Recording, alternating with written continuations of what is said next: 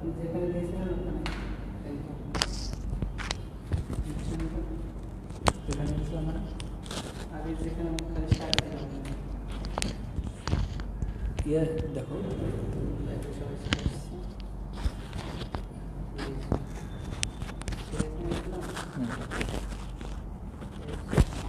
তোমার অন্য দিক দেখাও না, দেখা হলে আমাকে বলে দিও যে বাইরে চলে যাচ্ছে।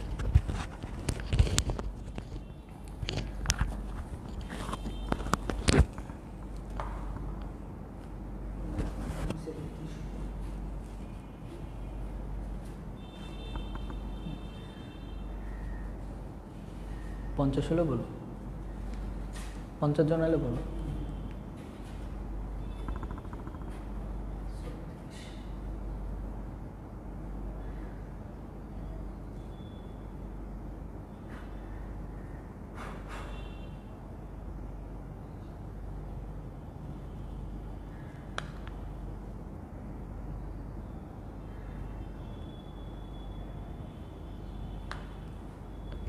কত?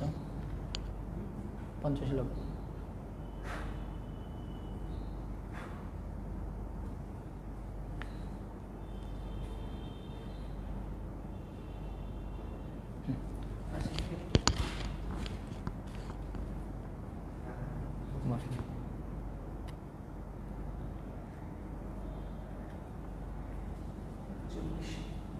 হ্যাঁ, ওকে, ওয়েলকাম ব্যাক এগেইন। তো তোমাদেরকে একটু বলি, আগের ভিডিওতে আমি যে ভুলগুলো হয়েছিল, ওই যে রোটেশন অন করা ছিল না, এখন রোটেশন অন করা আছে। দেখো তোমরা ইয়ে করতে পারবা, ঘোরার যে কোনো ইয়েতেই দেখতে পারবা, সমস্যা নাই। ফোন এইভাবেও দেখতে পাবা, এইভাবেও দেখতে পাবা, কোনো প্রবলেম নেই। আর 2 নাম্বার যে জিনিসটা তোমাদের বলি, তোমাদের ক্ষেত্রে একটা কাজ করো, তোমরা যেটা কমেন্ট পড়ার তোমাদের দরকার নাই, তোমরা একটু ডান দিকে স্ক্রিনটাকে একটু স্লাইড করো, তাহলে কমেন্টগুলো চলে যাবে। তোমরা তাহলে ফুল স্ক্রিন দেখবে, তুমি কমেন্ট দেখে কি করবা? তোমার সমস্যা হলে তুমি তখন কমেন্ট লেখো, এক। আর 2 নাম্বার যে ব্যাপারটা একটু তোমাদেরকে বলি, যে তোমরা ব্রাইটনেসটা ফুল রাখো তোমাদের ফোনের। আর 2 নাম্বার যে ফ্যাক্ট, তোমাদের ফোনের যদি নেট স্লো হয় তাহলে কিন্তু অনেক ক্ষেত্রে ঝাপসা আসবে, আমার হলেও যেমন আসবে, তোমাদের হলেও কিন্তু আসবে, কারণ একই সাথে কিন্তু আপলোড এবং ডাউনলোড হচ্ছে রিয়েল টাইমে, এটা একটু মাথায় রাখো। তো ঠিক আছে, তো আমি যে কয়টা কোশ্চেন পেয়েছি তার মধ্যে আমি একটু অ্যান্সারটা দিই। একজন কোশ্চেন করছে, আমি কি জানো নাম দেখলাম আমি, তো সে বলছে যে আমি হয়তো বলার সময় এরকম বলে ফেলছি যে কি গ্রেটার দেন ইকুয়াল 1, বাট লেখার সময় লিখছি গ্রেটার দেন 1। আচ্ছা, ইট মেবি হতে পারে, কিন্তু আমি তোমাদেরকে যে কোনটা হবে আমি রিয়েলি ব্যাখ্যাটা দিয়ে দিচ্ছি।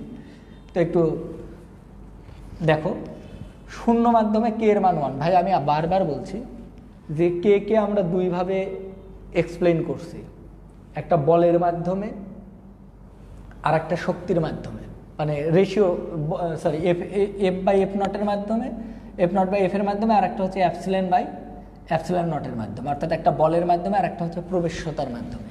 এখন তোমারে বলি, যদি শূন্য মাধ্যম হয় তাহলে কে এর মান 1, কারণ ওই যে কোনো মাধ্যমে বল এবং অন্য মাধ্যমে তুমি যে মাধ্যমে প্রবেশ্যতা বের করবে সেই মাধ্যমে, তাহলে শূন্য মাধ্যমে প্রবেশ্যতা বের করলে উপরেও এফ নট নিচে এফ নট, কাটাকাটি গেলে কিন্তু 1। অথবা আমি বলেছিলাম শূন্য মাধ্যমের সাপেক্ষে কোনো মাধ্যমের প্রবেশ্যতা যত গুণ, সেটাই হচ্ছে ওই মাধ্যমের পারমিটিভিটি, ওই মাধ্যমের পরাবৈদ্যুতিক ধ্রুবক ক্রে। তাহলে শূন্য মাধ্যমের সাপেক্ষে শূন্য মাধ্যমের প্রবেশ্যতা কয় গুণ? 1 গুণ, তাহলে এটা 1। কিন্তু আমি কিন্তু আগেই বলে দিছি যে দেখো, শূন্য মাধ্যমের প্রবেশ্যতা সবচেয়ে কম, এম দ্বারা বুঝাইছি মিডিয়াম, অ্যানি মিডিয়াম, অন্য মাধ্যমে, শূন্য বাদে অন্য মাধ্যমের প্রবেশ্যতা শূন্য মাধ্যমের চাইতে বেশি। তাহলে এটা যদি বেশি আর এটা যদি কম হয়, তাহলে দেখো উপরে বড় নিচে ছোট, তাহলে অবশ্যই কিন্তু কে এর মান 1-এর চাইতে কিন্তু কি হবে? বড় হবে। তাহলে শোনো, এখানে শব্দটা ইম্পর্টেন্ট, শূন্য মাধ্যমে কে 1, অন্য মাধ্যম মানে শূন্য বাদে, পানি, কাঠ, এগুলো, সেক্ষেত্রে কে এর মানে কে চাইতে বড়। কিন্তু যদি আমি বলি যে কোনো মাধ্যম, ভাই যে কোনো মাধ্যমের মধ্যে আমি বললাম সরল রেখা বাদে অন্য রেখা, তো অন্য রেখা মানে বক্ররেখা যা আছে তাই, কিন্তু আমি বললাম যে কোনো রেখা, তাহলে যে কোনো রেখার মধ্যে কি সরল রেখাও পড়ে না? তাহলে যে কোনো মাধ্যমের মধ্যে কিন্তু শূন্য মাধ্যমও পড়ে। তাহলে সেক্ষেত্রে কে এর মানটা হবে, ইন জেনারেল ভ্যালু যদি বলি যে কে এর মান, তাহলে কে এর মান গ্রেটার দেন ইকুয়াল 1, অর্থাৎ কে এর মান 1-এর সমান অথবা 1-এর চাইতে কি হবে? বড় হবে। এবং কে এর মান কখনো নেগেটিভ হতে পারবে না, কে এর মান কখনো নেগেটিভ হতে পারবে না, এই আর কি। আর আরেকটা তথ্য বারবার মনে রাখবে, 2টা চার্জের মধ্যে শূন্য মাধ্যমে সবচাইতে বেশি বল কাজ করে, কারণ শূন্য মাধ্যমের পারমিটিভিটি কম, ও পারমিটিভিটি কম মানে বল কমাবে কম। আমি বারবার বলছি পারমিটিভিটি হচ্ছে দুটো চার্জের মধ্যে ক্রিয়াশীল বলকে উইক করে দেয়। তো পারমিটিভিটি সবচেয়ে কম শূন্য মাধ্যমে, তাই সবচেয়ে বল বেশি শূন্য মাধ্যমে। অন্য মাধ্যমের পারমিটিভিটি আছে, তাই অন্য মাধ্যমে বল উইক হবে, তাই অন্য মাধ্যমে ক্রিয়াশীল বল কম হবে শূন্য মাধ্যমের চাইতে। এই আমাদের আলটিমেটলি। তো এবার আসো, আমি সহজ অঙ্ক থেকে শুরু করে তোমাদের কিছু ভালো ভালো অঙ্ক করাবো। দেখো আমি আবার বলছি, তোমরা একাডেমিক লেভেল করতেছো, এনে শুধুই ঘ নাম্বার অঙ্ক করলে হবে না, এখানে গ করতে হবে, খ করতে হবে, ক সব করতে হবে, তবে জানি তুমি কিন্তু সাকসেস হতে পারবে। তো লেট নাও স্টার্ট। এবার দেখো, আমি তোমাদেরকে একটা বিশেষ জিনিস আগে শেখাবো, সেটা হচ্ছে মহাকর্ষ বল এবং কুলম্বীয় বলের মধ্যে পার্থক্য। এরকম একটা জিনিস যে দুটা বস্তুর মধ্যে ক্রিয়াশীল বল এবং দুটা চার্জের মধ্যে ক্রিয়াশীল বলের মধ্যে যে পার্থক্য। তো দেখো, এটা একটা চার্জ, এটা একটা চার্জ, এটা Q1, এটা Q2। এটা যদি আর হয় তাহলে এদের মধ্যে যে বল কেবলই আমরা শিখে ফেলছি। যদি শূন্য মাধ্যম কল্পনা করি বা না করি সেটা আলাদা বিষয়। F = K Q1 Q2 by R square. এখানে কিন্তু কে পরাবৈদ্যুতিক ধ্রুবক নয়, এখানে কে হচ্ছে কুলম্বীয় ধ্রুবক, এই অর্থে ব্যবহার করছি। একইভাবে এটা একটা বস্তু যার ভর m1, এটা আর একটা বস্তু যার ভর m2। এদের মধ্যবর্তী দূরত্ব যদি আর হয় তাহলে সেক্ষেত্রে এই কুলম্বীয় ফোর্সটাকে F দ্বারা প্রকাশ করলাম, আর এটাকে জি দ্বারা, গ্র্যাভিটেশনাল ফোর্স মহাকর্ষীয় বল, তাই FG দ্বারা প্রকাশ করলাম। এটা ইকাল টু আমরা লিখি Gm1 m2 by d square. শুনবা ভালো করে। আগে সাদৃশ্য দেখো, এটা দিয়ে অনেক বহু নির্বাচনী কোশ্চিন আসে যে দুটো বস্তুর মধ্যে ক্রিয়াশীল বল বা নিউটনের মহাকর্ষ সূত্র এবং কুলম্বের তড়িৎ যে বলের সূত্র, এদের মধ্যে পার্থক্য। প্রথম সাদৃশ্য যেটা দেখো, এই বল দুটা ভালো করে বুঝো, বলতো এই বল দুটা কি বরাবর ক্রিয়া করে, চার্জদের কি বরাবর ক্রিয়া করছে বলতো, এই যে একে এইদিকে বিকর্ষণ করছে, একে দেরেই করুক, সংযোগ সরল রেখা বরাবর ক্রিয়া করে কিনা। মহাকর্ষ বলও তোমরা পড়ছিলেন যে এই মহাবিশ্বের যে কোনো দুটি বস্তু কোনো একে অপরকে আকর্ষণ করে এবং আকর্ষণ বলের মান এদের ভরের গুণফলের সমানুপাতিক, দূরত্বের বর্গের বাস্তবানুপাতিক এবং সংযোগ সরলরেখা। তাহলে প্রথম সাদৃশ্য, সংযোগ সরল রেখা বরাবর ক্রিয়া করে, সংযোগ সরল রেখা বরাবর ক্রিয়া করে। ভালো করে বুঝবে, এগুলো পড়লে আর তোমার বই পড়া লিখবে না, তুমি মুখস্থ রাখো। 2 নম্বর যে জিনিসটা দেখো, দুইজনই কি সূত্র মেনে চলে বলো তো? বিপরীত, একটু আগে বলছিলাম স্কয়ার ইনভার্স, বিপরীত বলো, মুখে বলো, সবাই মনে মনে বলো, বিপরীত বর্গীয় সূত্র মেনে চলে। 3 নম্বর যে ব্যাপারটা খুবই ইম্পর্টেন্ট, ভালো করে বোঝো। এই দুই চার্জই কেমন, এই দুই বলই কেমন বলো তো? এই দুই বল ক্রিয়া করার জন্য বস্তুর দুইটা বা চার্জ দুটো কি মানে স্পর্শ করা জরুরি, না অস্পর্শ অবস্থাতেই কিন্তু ক্রিয়া করতে পারে? তাহলে দুইটা বলই কিন্তু কন্টাক্টলেস ফোর্স, কন্টাক্টলেস বা অস্পর্শী বল, অস্পর্শী বল। আরও একটা জিনিস লক্ষ্য করে দেখো, 4 নম্বর, তোমরা সবাই জানো, আমাকে যদি লজ্জা না দাও, তোমরা সবাই জানো যে তড়িৎ বল, চুম্বক বল, আমাদের মৌলিক বল ছিল 4টে, মহাকর্ষীয় বল, তাড়িৎ চুম্বকীয় বল, সবল নিউক্লিয় দ্বৈত। তাহলে এই দুটেই কিন্তু কি বল বলো তো? মৌলিক বল। আরও একটা সাদৃশ্য, এগুলো ইম্পর্টেন্ট, সবথেকে ইম্পর্টেন্ট সাদৃশ্যগুলো দেখো, এটা একটু মাথায় রাখবে। তোমরা সবাই জানো যে বল ক্রিয়া করতে হলে, আমি কিন্তু বারবার বলছি, বল এক প্রকার এনার্জি ক্রিয়া করতে হলে একটা কণা লাগবে যার মাধ্যমে এনার্জি পাসিং করবে ওয়েভের মাধ্যমে। তো ওয়েভ তো কোনো কণার মাধ্যমে যাবে, তো যার মাধ্যমে এই ফোর্সটা ক্রিয়েট হয় সেই কণার নাম হচ্ছে গ্র্যাভিটন। তাহলে এরা দুইজনই দুইটা মৌলিক কণিকার মাধ্যমে কাজ করে। তাহলে দুটো বিশেষ ধরনের মৌলিক কণিকা, এ কাজ করে গ্র্যাভিটন নামক কণার মাধ্যমে, এ কাজ করে ফোটন নামক। তো এটা আসলে সাদৃশ্যের মধ্যে পড়ে না, এটা ওই অর্থে সাদৃশ্য এটা দুটো অস্পর্শী বল এবং দুটো একটা বিশেষ কণার মাধ্যমে। তো ওটা আমি লিখছি না, ওটা বরং বই সাদৃশ্যের মধ্যেই দেখাবো, দুটো এক কণার মাধ্যমে কাজ করে না। তো এই 4টে তোমরা একটু মনে রাখবা। এবার আসো বই সাদৃশ্যের মধ্যে, বই সাদৃশ্য। তো বই সাদৃশ্যের প্রথমে দেখো, তোমরা জানো মহাকর্ষীয় বল কেবলমাত্র কী ধর্মী বলো তো, কী ধর্মী বলো? মহাকর্ষীয়, একটু মুখে বলতেছি, মহাকর্ষীয় বল কেবলমাত্র আকর্ষণ ধর্মী। 1 নাম্বার, আমি লিখতেছি না, মহাকর্ষীয় বল কেবলমাত্র আকর্ষণ ধর্মী। কিন্তু কুলম্বীয় বল আকর্ষণ বা বিকর্ষণ উভয় ধরনেরই হতে পারে। এটা প্রথম পার্থক্য। 2 নম্বর পার্থক্য, এই বল ক্রিয়া করে যে কণার বিনিময়ের মাধ্যমে, তার নাম ফোটন। মহাকর্ষীয় বল ক্রিয়া করে কোন কণার বিনিময়ের মাধ্যমে? ফোটন। আর তাড়িৎচুম্বকীয় বল ক্রিয়া করে, তাড়িৎচুম্বকীয় বল ক্রিয়া করে যে কণার মাধ্যমে, সেটা ফোটন। আর মহাকর্ষীয় বল ক্রিয়া করে যে কণার মাধ্যমে, তার নাম হচ্ছে গ্র্যাভিটন। ওকে, গ্র্যাভিটন, আমি কণাগুলোর নাম লিখছি, গ্র্যাভিটন, আর একটা হচ্ছে ফোটন। এরপরে 3 নাম্বার যে বৈসাদৃশ্যটা, সেটা সবচেয়ে জরুরি আমাদের জন্য জানা। ফ্যাক্টরটা হচ্ছে, একটু লক্ষ্য করে দেখো, মহাকর্ষীয় বল তাদের মধ্যবর্তী মাধ্যমের উপর নির্ভর করে না, কিন্তু এটা তাদের মধ্যবর্তী মাধ্যমের উপর নির্ভর করে। তাইলে একটা হচ্ছে মাধ্যমের উপর নির্ভর করে না, কে নির্ভর করে না? মহাকর্ষীয় বল। আর কে নির্ভর করে? তড়িৎ বল। এরপরে যেটা ফ্যাক্ট, সেটা লাস্ট, মহাকর্ষীয় বলের চাইতে তড়িৎ বল শক্তিশালী বল। এটাই আমাদের লাস্ট বৈসাদৃশ্য। এটা কেমনে দেখো, 2 ক্ষেত্রেই সূত্র একই রকমের দেখতে, কিন্তু 2 ক্ষেত্রে কিন্তু একটা ধ্রুবক গুণ আকার আছে, একটা কে আর একটা জি। তো শূন্য মাধ্যমের ক্ষেত্রে কে এর মান তোমরা দেখছিলে 9 গুণ 10⁹। এটা একটা হিউজ সংখ্যা, হিউজ সংখ্যা, অনেক বড় সংখ্যা। কিন্তু ভাই জি এর মান 6.673 মনে পড়ে, 10⁻11। এটা খুবই ক্ষুদ্র সংখ্যা, তাহলে জি খুব ছোট। খুবই ক্ষুদ্র দ্বারা কোনো কিছু গুণ করলে ওটাও তো ভাই ক্ষুদ্র হয়ে যাবে আলটিমেটলি।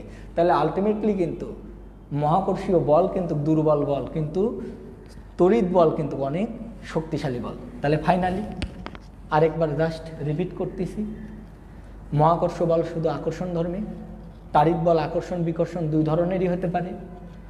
মহাকর্ষীয় বল ক্রিয়া করে গ্র্যাভিটন নামক কণার মাধ্যমে, তড়িৎ বল ক্রিয়া করে ফোটন নামক কণার মাধ্যমে। তারপরে যে জিনিসটা তোমারে বললাম, এই বল মাধ্যমের উপর নির্ভর করে তড়িৎ বল, মহাকর্ষীয় বল করে না। 4 নম্বর যেটা বললাম, তড়িৎ বলের চাইতে মহাকর্ষীয় বলের চাইতে তড়িৎ বল শক্তিশালী বল। তো ঠিক আছে, এই তোমরা একটু মাথায় রাখবে আলটিমেটলি যে জিনিসটা। এবার তোমার আরও একটা বেসিক কথা বলি, যে গতদিন যা পড়াইছিলাম, যে ভাই ওগুলো কী কাজে লাগে, কী কাজে লাগে একটা জিনিস বলে, আমি একটা কনসেপ্ট বলেছিলাম যে চার্জ অলওয়েজ কামস উইথ মাস। যার চার্জ আছে তার ভর আছে। তার মানে দুটা চার্জের মধ্যে যখন তড়িৎ বল ক্রিয়া করে, তখন একই সাথে ওই চার্জগুলোর ভর আছে, তাহলে ওদের মধ্যে মহাকর্ষ বলও ক্রিয়া করে। কিন্তু যখন আমরা তড়িৎ বল নিয়ে ক্রিয়া করব, তখন মহাকর্ষ বল নিয়ে কথা বলার প্রয়োজন হবে না, কারণ মহাকর্ষ বলের চাইতে তড়িৎ বল এত বেশি বল যে এটা আর এদের উপর কোনো ইফেক্টই ফেলতে পারবে না। কেমন ভাই, একটা উদাহরণ দাও, বলো দেখি। যখন কোনো আলো থাকে না, তখন কিন্তু তারার আলোই আমাদের রাতে পথ দেখায়, যে যখন আলো থাকে না। কিন্তু সূর্য উঠলে তখন কিন্তু তারার আলোকে আমরা কি করে দিই? নেগলেক্ট করে দিই। তারার আলো কিন্তু আমাদের আর প্রয়োজন হয় না, ওই মিটি তারার আলো আমাদের আর দরকার হয় না। তো আলটিমেটলি যখন তড়িৎ বল নিয়ে ডিল করব, তখন আর মহাকর্ষ বল নিয়ে আমাদের কোনো কথা হবে না। চলো এখন অঙ্ক শুরু করি। অঙ্কগুলো ধীরে ধীরে ছোট বড় সব ধরনের, মাঝারি সব ধরনের অঙ্ক শিখবে। তো প্রথম অঙ্কটা তোমরা লিখে ফেলো, 2টি ইলেকট্রনের মধ্যে, এটা খুবই ইম্পর্টেন্ট একটা এমসিকিউ, বুঝছো? এটা মুখস্থ রাখবে, এটা ভর্তি পরীক্ষায় একবার আসছিল আর কি। 2টি ইলেকট্রনের মধ্যে, অনেকে মুখস্থ রাখে কিন্তু কিভাবে আসে আমি তোমাকে দেখাই দেবো। ক্রিয়াশীল তড়িৎ বল, ইলেকট্রন চার্জ আছে না নাই বলো, এস অন্য কথা বলো, চার্জ আছে না নাই? চার্জ আছে, তাহলে চার্জ থাকলে ভরও আছে, তার মানে ওর মধ্যে কিন্তু তড়িৎ বলও কাজ করে, চুম্বক বলও কাজ করে। তো এটাই বলতেছি, 2টি ইলেকট্রনের মধ্যে ক্রিয়াশীল তড়িৎ বল এবং মহাকর্ষীয় বলের অনুপাত। তো দেখো ভালো করে দেখবা কোশ্চেনটা, আবার দেখো, 2টি ইলেকট্রনের মধ্যে ক্রিয়াশীল তড়িৎ বল এবং মহাকর্ষীয় বলের অনুপাত। তো please come to the point. আমরা এফ অফ ই বের করি আগে, তড়িৎ বল বের করি। 1/, আমি শূন্য মাধ্যম নেই, যেহেতু কোনো কিছু বলা নেই তাহলে আমরা শূন্য মাধ্যম নিয়ে ডিল করবো এই মুহূর্তে, ঠিক আছে? না হলে এটা বলেও দিতে পারে শূন্য মাধ্যমে, কি এটা বলা থাকে না সচরাচর, বুঝছো? কিছু বলা না থাকলে আমরা শূন্য মাধ্যম ধরে নিয়ে অঙ্ক করবো আর কি। তো 1/4πε0 সরাসরি ব্যবহার করলাম। তোমরা চাইলে কে এপসিলন নটও ব্যবহার করতে পারো, কিন্তু শূন্য মাধ্যম হলে কে এর মানটা 1 হয়ে যাবে। তো আলটিমেটলি কিন্তু 4πε0ই থাকবে। এবার আসো Q1 Q2/r²। আচ্ছা, দুইটি ইলেকট্রনের মধ্যে ক্রিয়াশীল তড়িৎ বল এবং তো দুটি ইলেকট্রন ওদের একটা নির্দিষ্ট দূরত্বে রাখা আছে, মনে করো কথার কথা, বুঝছো? এটা একটা ইলেকট্রন, এটা একটা ইলেকট্রন, ইলেকট্রন ইলেকট্রন আমি ধরে নিছি আর। তো নির্দিষ্ট, তাহলে দুটি ইলেকট্রনের মধ্যে নির্দিষ্ট দূরত্বে ক্রিয়াশীল তড়িৎ বল এবং মহাকর্ষীয় বলের অনুপাত। এবার আমাকে একটা তথ্য তোমরা বলো, এটার মান 9 গুণ কত? 10⁹ ইলেকট্রনের চার্জ, দুটোই একই ইলেকট্রন Q1 আর Q2। তাহলে আমরা এটা এখানে দেখা যাচ্ছে না, না ঘুরাও না, ঘুরাইলে তো ইয়ে হবে না। ঘুরাইলে কেন? আমি এটা মুছে দিতাম তাহলে।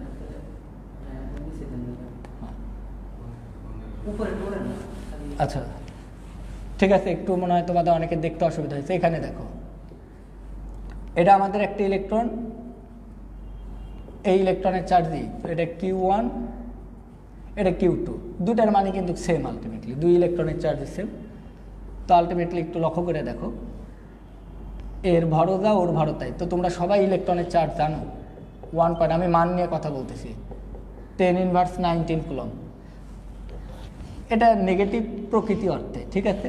প্রকৃতি দিলাম মাইনাস। এটা ইলেকট্রনের ভর আমরা সবাই জানি m(e), আর এটা হচ্ছে Q(e) ইলেকট্রন। তো m(e) কত? ইলেকট্রনের ভর কত? 9.1 গুণন 10⁻31 কেজি। এবার আমাকে একটা তথ্য বলেন আপনারা, আমি ধরে নিচ্ছি এরা পরস্পর থেকে 8 দূরত্বে অবস্থিত, ওই যে নির্দিষ্ট দূরত্বে। এবার বলো Fe 1/4π, বললাম তো কোনো কিছু বলা না থাকলে শূন্য মাধ্যম। তো এটার চার্জও তাই, এটার চার্জও তাই, চার্জের গুণফল একবারে লিখে দিলাম, E² /r²। এবার তথ্যটা একটু শুনে নিবা। তোমরা যখন কুলম্বের সূত্রে কোনো চার্জের ভ্যালু বসাবা, তখন শুধুমাত্র চার্জের মান বসাবা, প্রকৃতি বসানোর দরকার নেই। প্রকৃতি ওই মাইনাস প্লাস এগুলো দ্বারা আকর্ষণ বিকর্ষণ এগুলো মিন করে। তো তোমাদের ওই মাইনাস প্লাস আমরা আগে থেকেই জানি যে একই রকমের হলে বিকর্ষণ, ভিন্ন রকমের হলে আকর্ষণ। তোমরা শুধুমাত্র মান বসাবে। Q1 এর মান হচ্ছে E, Q2 এর মানও E, তাই E²/r² লিখলাম, এটা এক। একইভাবে Fg = আমরা G, তাহলে দুইজন এর ভরও m, এর ভরও m, একই ইলেকট্রন, তাহলে m²/r², 2 নং করলাম। এবার দেখো, যদি 1/2 করি তাহলে Fe/Fg। দেখো তো তোমরাই বলো, হেল্প করো, r² কিন্তু ক্যান্সেল আউট হয়ে যাবে, সেম জিনিস। এখান থেকে একটু লক্ষ্য করো, 1/4πε0 এটার কিন্তু উপরে চলে যাবে, 1/4πε0 E² /G/m²। ছোট হেল্প করতে হবে, এটার মান 9 গুণ 10⁹ এর খালি মান বসাবো, বারবার বলছি শুধুমাত্র কুলম্বের সূত্রে মান বসাতে হয়। 10⁻19 এর উপর স্কোয়ার, জি এর মান 6.673 গুণন 10⁻11, এম এর মান 9.1 গুণন 10⁻31। এটা যদি বসাও তাহলে এটা প্রায় 10⁻42। এগুলো তোমরা কাটাকাটি করবা, এটা তোমাদের কাজ। এগুলো কাটাকাটি করলে দেখা যাবে Fe/Fgর মান আসতেছে 10⁻42। তার মানে একটু ভালো করে শুনবা আর কি। দেখো আগে একটু লক্ষ্য করে দেখো, দেখো তার মানে আমি Fe = লিখতে পারবো, আর যদি গুণ করে দিই 10⁻42 গুণন Fg।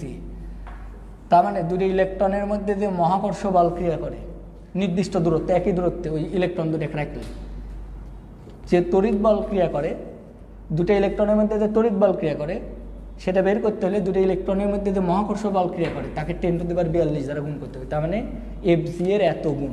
এটা তোমরা একটু মুখস্থ রাখবে, এটা মুখস্থ রাখবে, এটা অ্যাডমিশন টেস্টে কাজে আসে।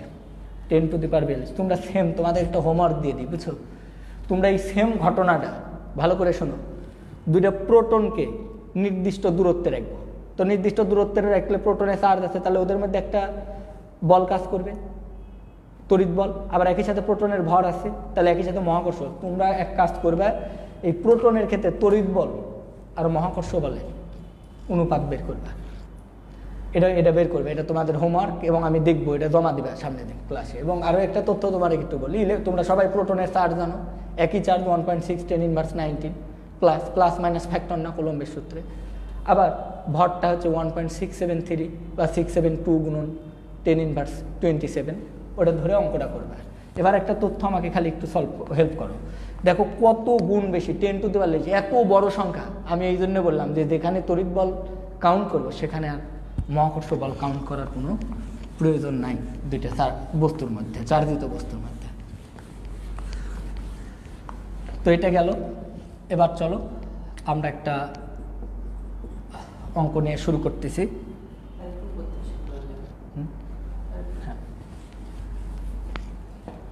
আচ্ছা, একটু কমেন্ট করো অঙ্কটা বুঝতে পারলে কিনা, জাস্ট এটা ওকে লেখো, 2-1 জন লেখো, সবার লেখা লিখবে না, 2-1 জন লেখো। ওকে বুঝতে পারছো কিনা আগে সেটা বলো।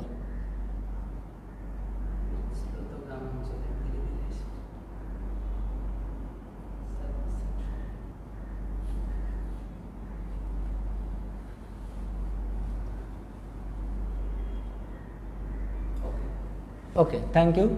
এবার চলো একটা স্পেশাল ম্যাথ নিয়ে কথা বলবো।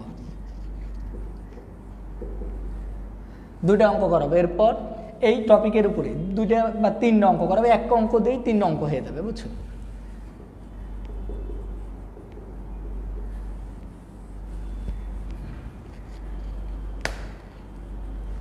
তার আগে একটা কথা বলি, এই অঙ্কটা তোমাদের একাডেমিকেও ইম্পর্টেন্ট, অ্যাডমিশনেও ইম্পর্টেন্ট, এটা সিকিউতেও ইম্পর্টেন্ট, বুয়েটেও আসার মতো অঙ্ক।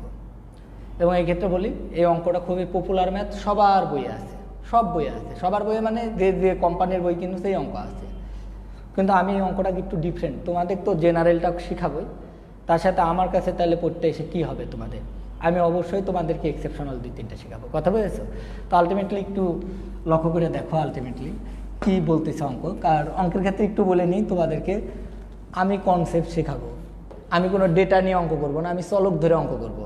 তাহলে চলক ধরে অঙ্ক করলে কি হবে, তোমরা সবাই জানো যারা আমার কাছে ফার্স্ট ইয়ারে পড়ছো, যে এক অঙ্ক করে এই রিলেটেড যত অঙ্ক আছে সব অঙ্ক হয়ে যাবে, ডেটা দিয়ে তোমরা প্র্যাকটিস করবে। আমি চলক ধরে অঙ্ক করাচ্ছি।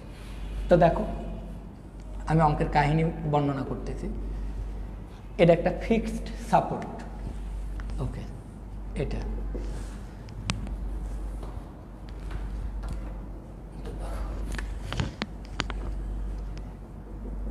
এটা আমাদের একটা ফিক্সড সাপোর্ট। তো এই সাপোর্ট থেকে একই দৈর্ঘ্যের সুতার সাহায্যে 2টা বল ঝোলানো আছে, একই দৈর্ঘ্যের। একটু ভালো করে শোনো আগে ভালো করে ব্যাপারটা। 2টা বল, এই সাধারণ বল, ক্ষুদ্র আকৃতির আর কি, যাতে আমরা ক্ষুদ্র আকৃতির বল, যাতে বিন্দু চার্জ কল্পনা করতে পারি। তো ভালো করে শোনো, 2টা এগুলো পরিবাহী বল, পরিবাহী উপাদান দিয়ে তৈরি 2টা বল। তো এই বল দুটাতে ইনিশিয়ালি কোনো চার্জ নাই। আচ্ছা, তোমরাই একটা কথা বলো, তুমি 2টা ফুটবলকে যদি একই দৈর্ঘ্যের সুতার সাহায্যে ঝুলাই দাও এরকম একটা সাপোর্ট থেকে, তাহলে বল 2টা গায়ের সাথে এরকমভাবে এবার ঝুলাই দিলে এরকম গায়ের সাথে গা লেগে থাকবে কিনা? একদম, এরা কিন্তু পরস্পরের সাথে একদম লেগে আছে। এই অবস্থায় আমি এই গোলক দুটাতে একই পরিমাণ, একই দৈর্ঘ্যের সুতার সাহায্যে ঝুলানো হয়েছে, এবং এদের অবশ্যই তাহলে কি আছে, ভর আছে। এবং এই অবস্থায় গোলক দুটাতে আমি সমপরিমাণ এবং সমধর্মী চার্জ প্রদান করবো। হতে পারে 2টাই পজিটিভ চার্জ, হতে পারে 2টাই নেগেটিভ চার্জ। তাহলে বলো তো এরা পরস্পরকে অবশ্যই তাহলে কি করবে, সমধর্মী চার্জ বিকর্ষণ করবে।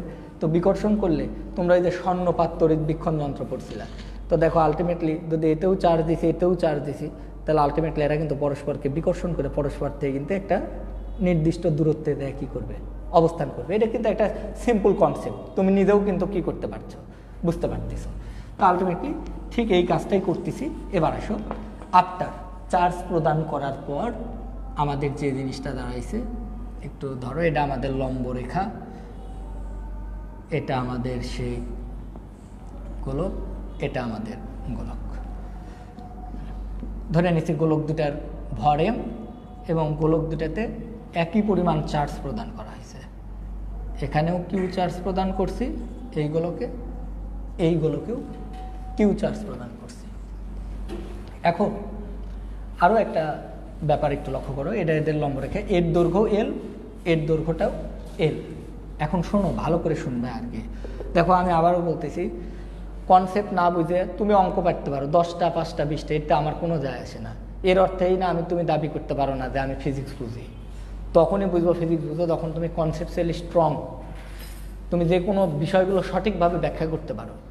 কাহিনী আমাকে বলো, এই ধরনের অঙ্ক করার ক্ষেত্রে তোমাকে যদি এখন বলে যে বলো তো এই গোলক দুটো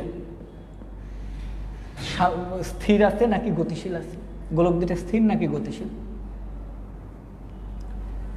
এই ধরনের অঙ্কে তুমি ততক্ষণ পর্যন্ত করতে পারবে না, হাত দিবা না, যতক্ষণ তোমার সামনের জন প্রশ্নকর্তা যতক্ষণ না বলে দিবে যে এই গোলক দুটো স্থির নাকি গতিশীল। তার মানে এই ধরনের দুটো বস্তুকে আমি যদি করি, এরা স্থিরও হতে পারে, আবার এরা ওই এর জায়গার থেকে দুইজন আলটিমেটলি ঝুলাই দেওয়ার পর এরকমভাবে একটু গতিশীল হতে পারে, ডাইনামিকও হতে পারে। তাহলে আমি তোমাকে বলে দিচ্ছি, তাহলে এই ধরনের অঙ্কের দুটো কেজ হয়। দুটা গোলককে আমরা যদি চার্জ দিই, একটা নির্দিষ্ট ফিক্সড থেকে যদি ফিক্সড কোনো একটা জায়গা থেকে যদি সাসপেন্ড করে দিই, ঝুলাই দিই, এই ধরনের দুই টাইপের অঙ্ক পাবা গোলকের। একটা হচ্ছে স্থির অবস্থার ক্ষেত্রে, আর একটা হচ্ছে গতিশীল অবস্থার ক্ষেত্রে। তো আমি প্রথমে তোমাদের কেজ 1 নিয়ে কথা বলবো। আমি ধরে নিছি যে গোলক দুটো এই মুহূর্তে স্থির অবস্থায় আছে, সাম্য অবস্থায় আছে। এবার আসো কোশ্চেন, যে জিনিসটা দাঁড়াইছে ভালো করে দেখো। আমরা ধরে নিছি এরা পরস্পর থেকে এক্স দূরত্ব অবস্থিত, ট্রাই টু আন্ডারস্ট্যান্ড। এটা এক্স অক্ষ বরাবর, তাই এই দূরত্বটাকে আমি এক্স নামকরণ করলাম। সেন্টার টু সেন্টার ডিস্টেন্স, এই যে সেন্টার টু সেন্টার ডিস্টেন্স। আর চার্জ দিছো, এর দূরত্বের তুলনায় এদের আকার খুবই ক্ষুদ্র, তাই এদেরকে আমরা বিন্দু চার্জ হিসেবে কাউন্ট করছি, তাই আমরা কুলম্বের সূত্র অ্যাপ্লাই করতে পারব। এবার আমাকে বলো এই গোলকটা কি অবস্থায় আছে বলো তো। আমি কিন্তু বলে দিয়েছি অলরেডি অঙ্কে যে একটি নির্দিষ্ট কোনো পয়েন্ট হতে, নির্দিষ্ট কোনো অবস্থা, শক্ত অবস্থান হতে একই দৈর্ঘ্যের সুতার সাহায্যে দুটি চার্জে সমধর্মী এবং সমপরিমাণ চার্জে চার্জিত দুটি গোলককে ঝুলিয়ে দিয়ে গেলে তারা পরস্পর থেকে এক্স দূরত্বে অবস্থান করে সাম্য অবস্থা লাভ করে, বলে দিতে হবে।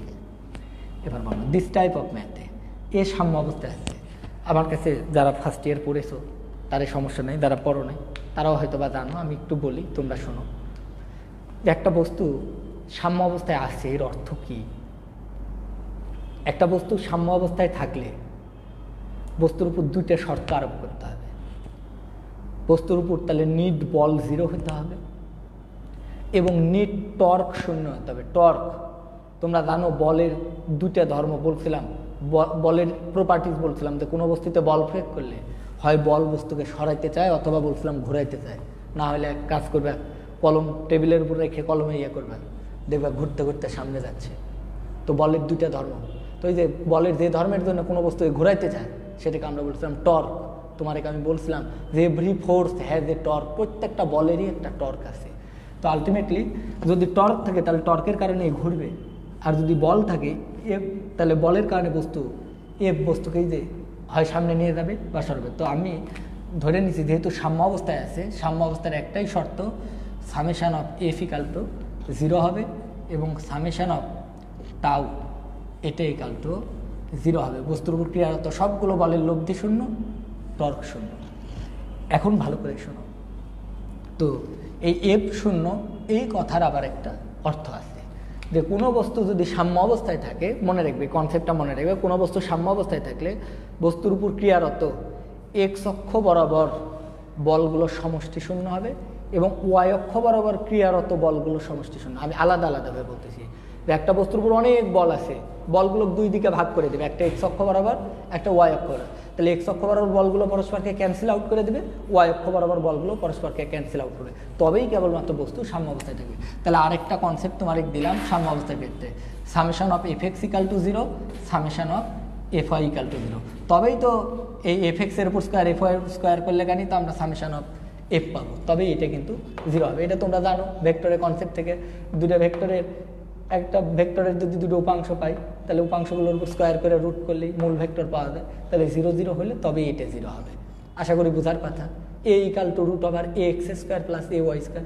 একইভাবে তাহলে summation of F equal to root over summation of X square summation of Y square, তাহলে এটা 0। তাহলে মনে রাখো, আরেকবার বলতেছি, তাহলে কোনো একটা সিস্টেম বা কোনো একটা বস্তু যদি সাম্য অবস্থায় থাকে, তাহলে বস্তুর উপর ক্রিয়ারত নিট বল শূন্য, নিট টর্ক শূন্য। খালি বল শূন্য হলে হবে না, টর্ক থাকলে কিন্তু বস্তু ঘুরাই দিবে।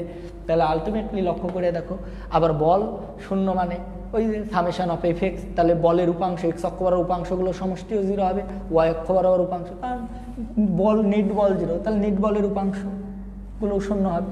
এবার আসো, আমাকে একটা তথ্য বলো, এই বস্তুর উপরে এই টাইপের অঙ্ক ভাই 3 রাখতে হবে, মুখস্থ নয়, বুঝে কনসেপ্ট। এই ধরনের অঙ্ক যদি দেখো, সাম্য অবস্থার অঙ্ক, তাহলে বস্তুর উপর আগে দেখবে কতগুলো বল কাজ করছে। বল 2 ধরনের হয়, একটা এক্সটার্নাল আর একটা ইন্টারনাল বল। তা আসো আমরা দেখি কতগুলো এক্সটার্নাল ফোর্স আছে। দেখো তো, একে এই যে এটা কল্পনা করো আমাদের পৃথিবী, বলতো পৃথিবী এই বস্তুটাকে টানবে কিনা নিচের দিকে। তো পৃথিবী একে যে বলে টানে, তো পৃথিবীর টানকে আমরা ওজন বলি। তাহলে এর ভর যদি এম হয়, তাহলে আমরা ধরে নিলাম এর ওজন এম দিই। তোমরা জানো ওজন সবসময় ভার কেন্দ্র দিয়ে খাড়া নিচের দিকে ক্রিয়া করে, এটা আমাদের ভার কেন্দ্র গোলক। এবার আসো, ভার কেন্দ্র দিয়ে ওজন সবসময় সোজা নিচের দিকে ক্রিয়া করে, এমজি।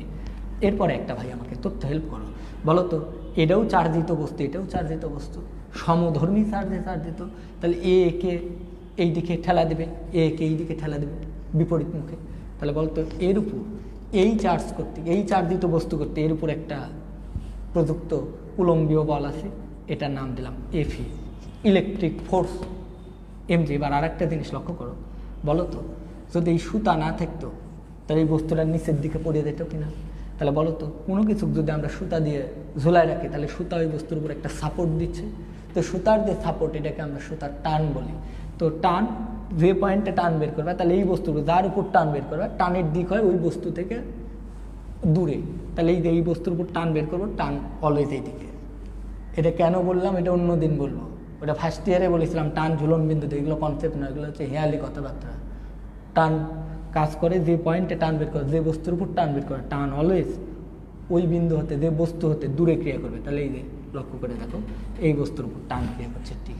এখন একটা জিনিস একটু আমরা ধরে নিলাম, বুঝছো, এটাকে আমরা একটা ট্রাইঙ্গেল যদি কল্পনা করি, তাহলে দেখো তো, এটা একটা সমদ্বিবাহু ত্রিভুজ কিনা, এর 2 বাহু সমান। এখন লক্ষ্য করো, সমদ্বিবাহু ত্রিভুজের ক্ষেত্রে এটা যদি থেটা হয়, তাহলে এই কোণটাকেও আমরা কি বলতে পারবো, থেটা। কারণ তোমরা জানো, শীর্ষবিন্দু হতে অপর বাহুর উপর অঙ্কিত লম্ব শীর্ষ কোণকে সমদ্বিখণ্ডিত করে। তাহলে এবার আমাকে একটা তথ্য বলো, যে এটা যদি থেটা হয়, এবার আমরা ভাই বলি কিছু কথা মুখের আর কিছু কথা মনের। এবার কিছু মনের কথা তোমাদের বলে দিই, বারবার বলতেছি, কোনো বস্তু সাম্য অবস্থায় থাকলে নিট বল 0, নিট বল 0 মানে বলগুলোর এক্স অক্ষ বরাবর উপাংশের সমষ্টি ধরে ওয়াই অক্ষ। তাহলে এবার যে কাজটা করবে, এই টাইপের অঙ্ক পেলে, সাম্য অবস্থার অঙ্ক পেলে, বস্তুর উপর যতগুলো বল আছে বলগুলোকে 2 দিকে ভাগ করে দেবে, একটা এক্স অক্ষ বরাবর আর একটা ওয়াই অক্ষ বরাবর। তবে শর্ত একটা, মনের কথা এটা, যারা আগে থেকে এক্স অক্ষ বা ওয়াই অক্ষে আছে তাদেরকে আর নতুন করে ভাঙার দরকার নেই, উপাংশে বিভাজিত করার দরকার নেই। শুধুমাত্র তাকেই উপাংশে বিভাজিত করবে যে এক্স অক্ষে বা ওয়াই অক্ষে নেই।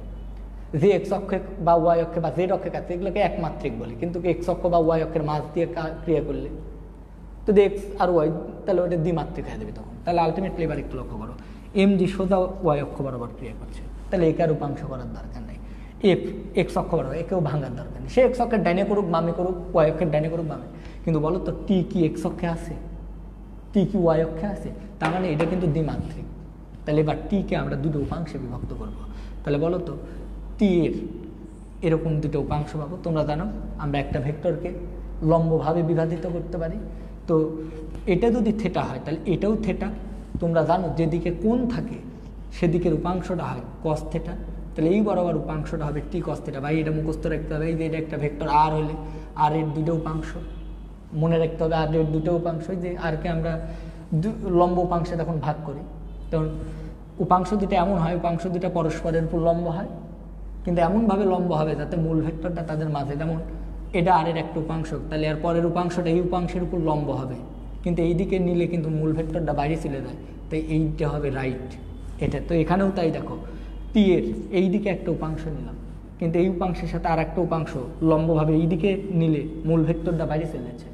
তাই শর্টকাট মনে রাখবে, ভেক্টর যদি ঊর্ধ্বমুখী হয় তাহলে ওয়াই অ্যাক্সিসটা ঊর্ধ্বমুখী হবে, ওয়াই উপাংশটা, আর ভেক্টরটা যদি নিম্নমুখী হয় তাহলে ওয়াই উপাংশটাও নিম্নমুখী হবে।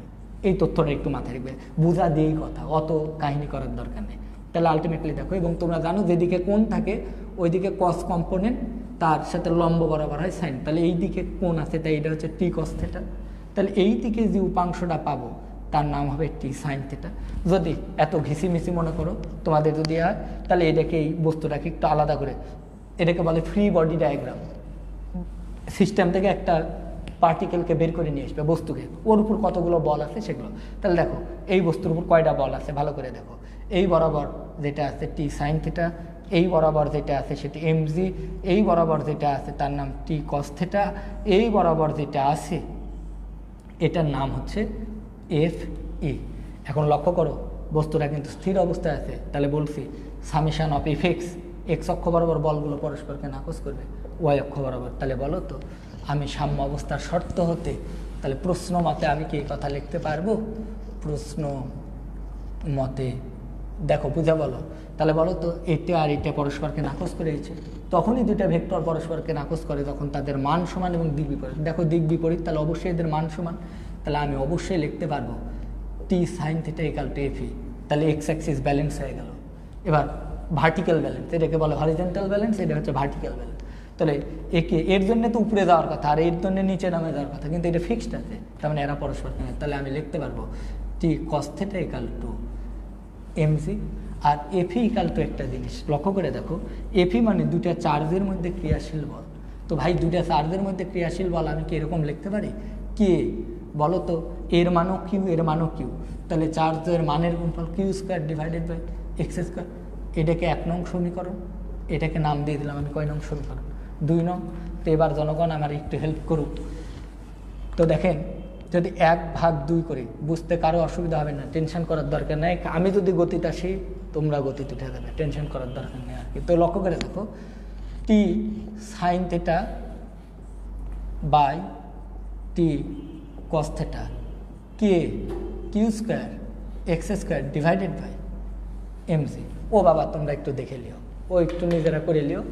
টি টি কেটে গেলে sine theta by cos theta, এটা ইকাল টু টেন থিটা, এটা ইকাল টু টেন থিটা, এটা equal to K Q square x square MG. এটা 1 নং সমীকরণ দিয়ে দিলাম। ওয়েট লেডিস অ্যান্ড জেন্টলম্যান, আপনারা একটু আমার কথাটা ভালো করে শুনবেন। আমি আবারও বলতেছি, আমি প্রতিদিন এত পড়াবো না, আজকের জন্যই আবেগ একটু তুলে নিচ্ছে। এই কথা আগে শোনো, যেটা ফ্যাক্ট। বুঝতে পারছো তো? একটু সামনের দিকে আসো, তোমরা সামনে আসো। তুমি বুঝতে পারছো? তোমরা না বুঝলে ওরা কেমনে বুঝবে রে বাবা? ঠিক আছে বসো। আচ্ছা জনগণ তোমরা 2-1 কমেন্ট করো, বুঝতে পারছো বাবা সব? ওকে টোকে লেখো 2-1। আর 5 মিনিট লাগবে আর পরেতে।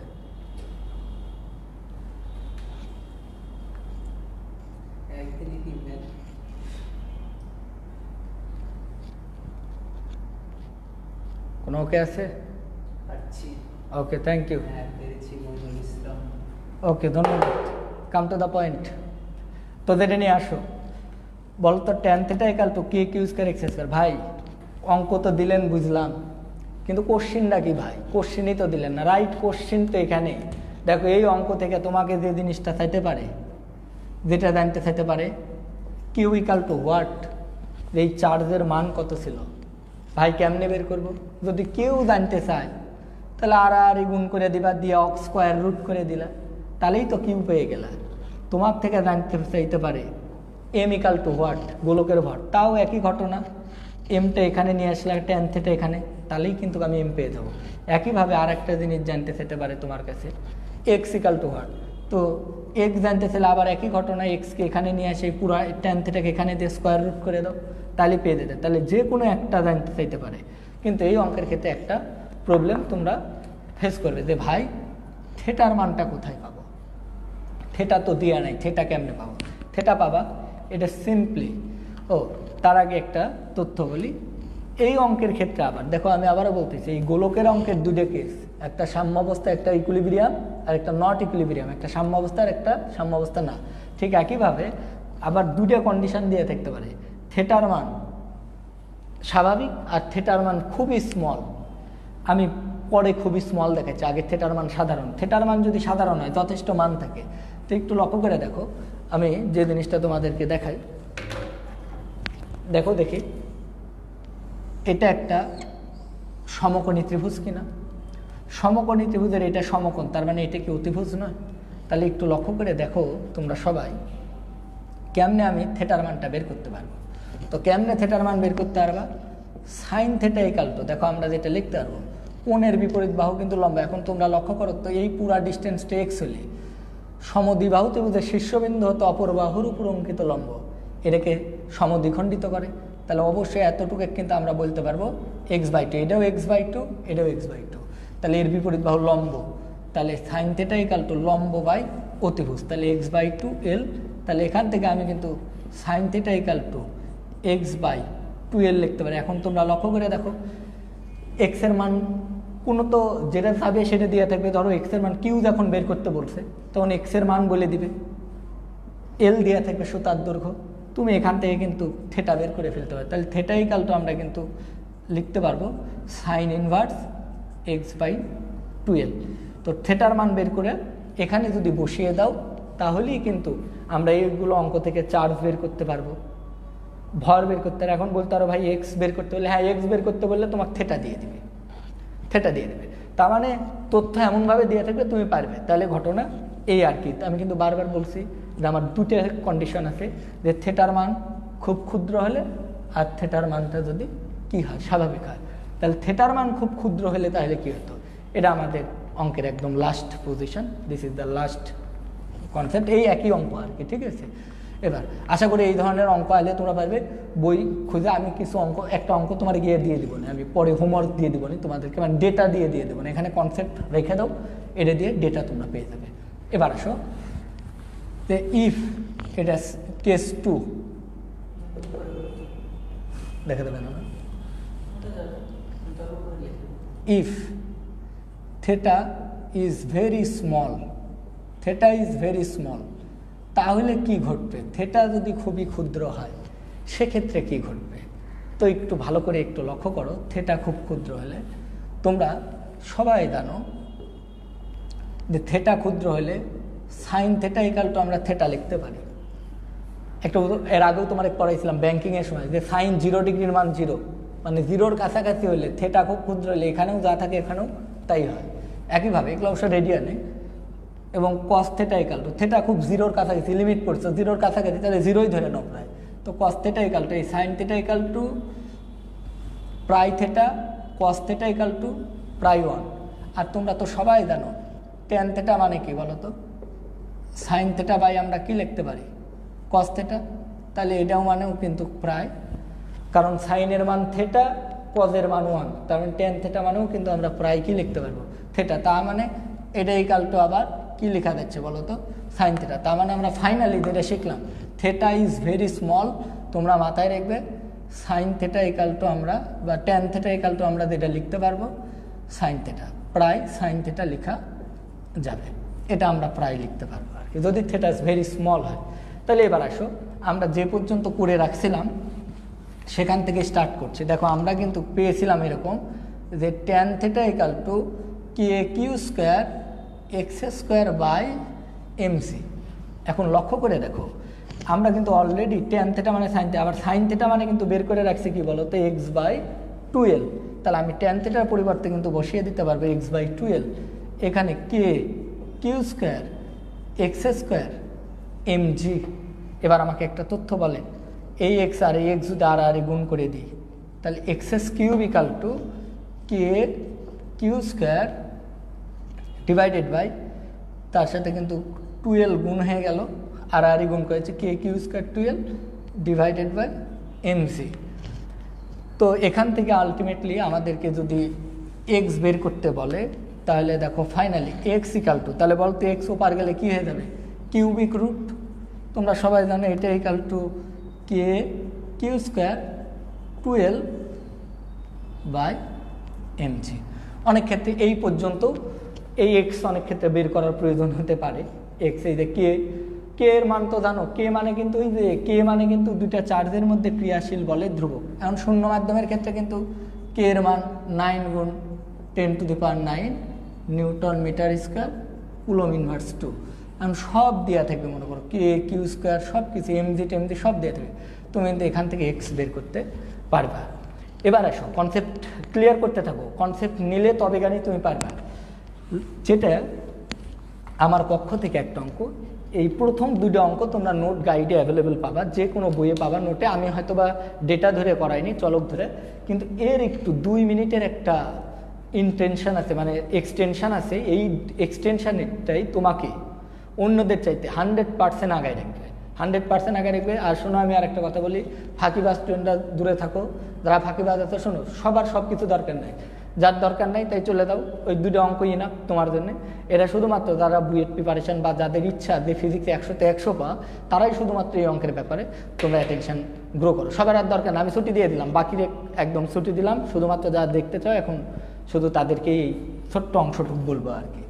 সেটা হচ্ছে একটু ভালো করে একটু লক্ষ্য করে দেখো, ব্যাপারটা খুবই ইম্পর্টেন্ট। তোমরা এই শব্দগুলোই একদম আননোন, বারবার বলেছ ভাই বাংলা বলেন, তো বাংলা বললে তো আসলে এই শব্দগুলো তো বাংলা বই অ্যাভেলেবেলই না, আমি কেন বাংলা বলবো আলটিমেটলি। তো দেখো, যেটা ফ্যাক্ট একটু লক্ষ্য করো। তোমরা একটা জিনিস লক্ষ্য করে দেখছো, তোমরাও দেখবে, ফোন চার্জে দিয়ে রাখবে, দিয়ে ব্যাটারি চার্জ করে 3-4 দিন 10-12 দিন রেখে দেবে। 100% কি চার্জার থাকে না, চার্জ একটু হলেও কমে যায়। তাহলে সময়ের সাথে সাথে চার্জ কিন্তু কি হয় বলো তো, লিকেজ হয়ে যায় কিনা।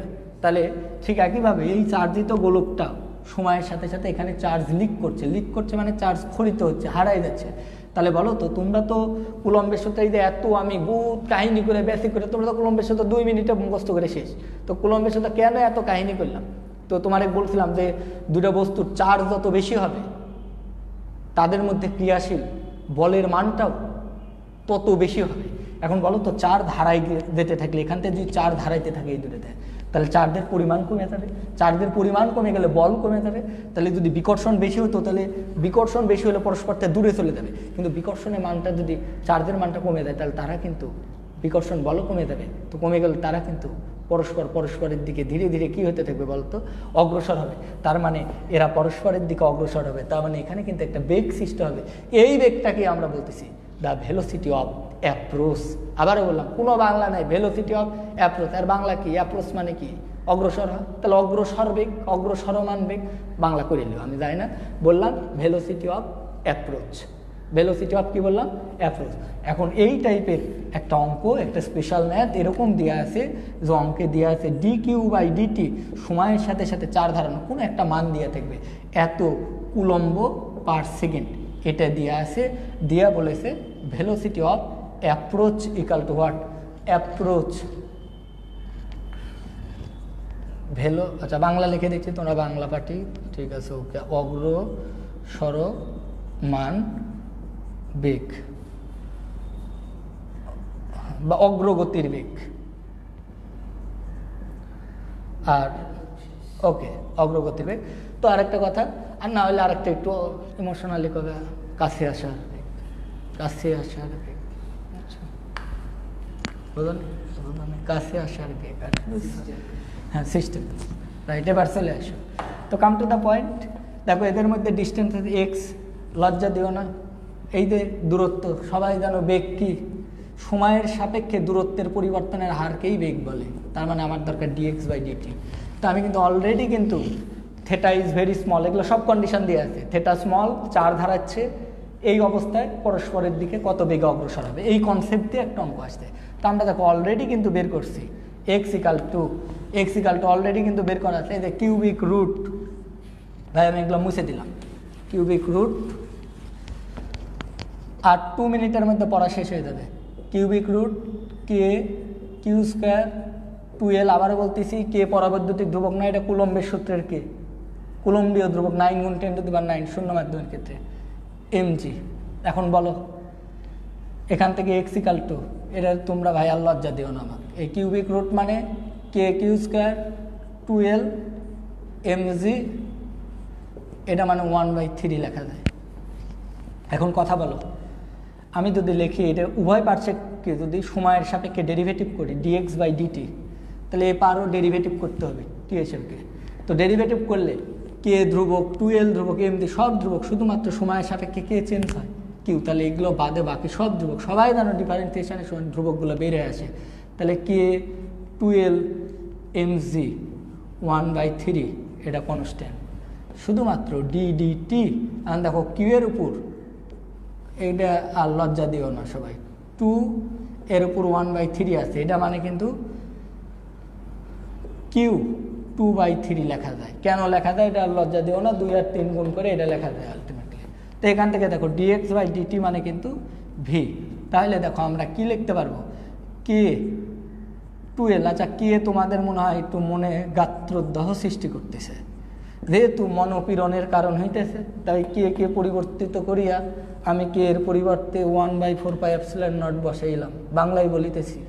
তাই আনতে চলে আয়ো, দেখো 2l ডিভাইডেড বাই mg 1/3, এটারে যদি ডিফারেন্সিয়েট করি তাহলে 2/3 হয়ে যায়, পাওয়ারটা সহগ হয়, কিউ 2/3 - 1, সবাই জানো এটা সূত্র আমাদের। একইভাবে কিন্তু এখানে টি আছে, এখানে কিউ আছে, ডিফারেন্সিয়েট করছি, তাহলে এগেইন ডিফারেন্সিয়েট করতে হবে dq/dt। সবাই এটা জানো যে dy² করলে যেটা হয়, সবাই জানো 2y dy/dx। সেম কাহিনী করে দিলাম আর কি, ঠিক আছে। এখানে এগেইন ডেরিভেটিভ করে দিলাম। এখান থেকে লক্ষ্য করে দেখো, এই মান জানো, এই মান জানো, এগুলো সব দিয়েছে, dq/dt এর মান দিয়ে থাকবে। এটা তোমরা একটু বিয়োগ টিয়োগ করে নিবা, নিলেই আলটিমেটলি আমরা কিন্তু যেটা পেয়ে যাব ভেলোসিটি অফ অ্যাপ্রোচ। আজকে এই পর্যন্তই, সবাই সুস্থ থাকবেন, ভালো থাকবেন। আপনাদের ক্লাস একদিন পর পর সংগঠিত হইবে সকাল 11:30-এ, একদম 11:30 না 11:15-তে, একদম ফিক্সড। শুধু ফ্রাইডে বাদে, ফ্রাইডে কোনো ক্লাস হবে না, ফ্রাইডে বাদ 11:15-তে। এবং বলি তা ঠিক আছে, মানতেছি। কী বারে আজ, কী বার বিদ্যুৎ? মঙ্গলবার। রবি মঙ্গল বৃহস্পতিতে তোমাদের ক্লাস অনুষ্ঠিত হবে, রবি মঙ্গল বৃহস্পতিতে। আচ্ছা আমি এটা তোমাদের লিখে দেবো নি, কিন্তু আমি বলি এখানে কথা আছে। তোমরা অনেকে বলেছো যে অনেক টিচাররা ক্লাস দিয়ে 2-1টা আগাই গেছে, তো যাই হোক এই জন্য আমি ওদেরকে ধরে দেবো তোমাদের, ঠিক আছে। তুমি একটা কাজ করো, আমাদের সেইটা আগে কেউ থাকবে না, মানে থাকবে না। আগামীকালও ক্লাস হবে, 11:15-তে। এই সপ্তাহ তোমার আমি কয়েকটা বেশি ক্লাস দেবো, আগামী সপ্তাহ থেকে রেগুলার ক্লাস দেবো, তোমরা চলে আসবে। এবং আরেকটা কথা বলি, আজকে যা পড়াইছি এই ক্লাস নোট তোমরা অবশ্যই ফেসবুকে করবা, ভালো করে সুন্দর করে তুলে জমা দিবা। যার ইয়েটা খুব সুন্দর হবে তাকে আমরা, একইভাবে এটা আমাকে হোসেন ভাই বলেছে, তাকে 1 GB ইন্টারনেট দিতে, আমিও তোমাদেরকে 1 GB ইন্টারনেট প্রদান করব, ঠিক আছে। তো আলটিমেটলি তোমরা যারটা সবচাইতে ভালো সুন্দর হবে তোমরা সাবমিট করবে আর কি। ক্লাস লেকচারটা সুন্দর করে সাজায় তুলে নিবে। দেখো ফিজিক্সের থিওরিগুলো এগুলো সব সুন্দর করে। আর আরেকটা জিনিস বলি ভাই, ফ্রি ক্লাসের কোনো ভ্যালু নাই, কথা বলছো। আমি ক্লাস উন্মুক্ত দিতে পারবো না। কেন উন্মুক্ত দেবো না? আমার কাছে দিয়ে ভর্তি, তুমি 12,000 টাকা দিয়ে ভর্তি হয়েছো, যে হয়নি তার ক্লাস করার আমার কাছে দরকার নেই। কেন দরকার নেই এখানে বলি, ওই ফ্রি হয়ে আইলেই ও পড়বে না, পড়বে ভেজাল, টাকার একটা জ্বালা আছে। তুমি টাকা দিছো, তোমার এই জ্বালা তোমাকে পড়ার প্রতি। তাই তোমরা যারা আসো ক্লাস করবে, আমি আবারও বলতেছি, অন্য স্টুডেন্ট যদি 2 লাইন জানে, আমার স্টুডেন্ট তার থেকে একটু হলেও বেশি জানবে। এটা নিয়ে তোমার ভাবা লাগবে না, আমি আমার ব্যক্তি প্রচারে বিশ্বাসী করি না, ঠিক আছে। তোমরা সবাই আমাদের সাথে থাকবে, ক্লাস করবে, এবং আশা করি আমি আর 2-3 দিনের মধ্যে স্বাভাবিক হয়ে যাব, এবং আরেকটু উন্নত, যাতে ক্যামেরাটা আরেকটু উন্নত করতে পারে, আর করতে পারি, দোয়া করবে, ঠিক আছে, যাতে সব কিছু সিস্টেম করে দিতে পারি। আর তোমাদের ছোটো ভাই বোন যারা নিউ ফার্স্ট ইয়ার আছে তাদেরও ক্লাস শুরু করতেছি, তাদেরকে অনলাইনে ভর্তি নিয়ে আমরা ক্লাস করছি। আমরা শুরু করব ভেক্টর, তোমরা যারা চাই তাদেরকে জয়েন হতে বলবে আর কি। তো সকলকে ধন্যবাদ, সবাই ভালো থাকবে, দোয়া করবে।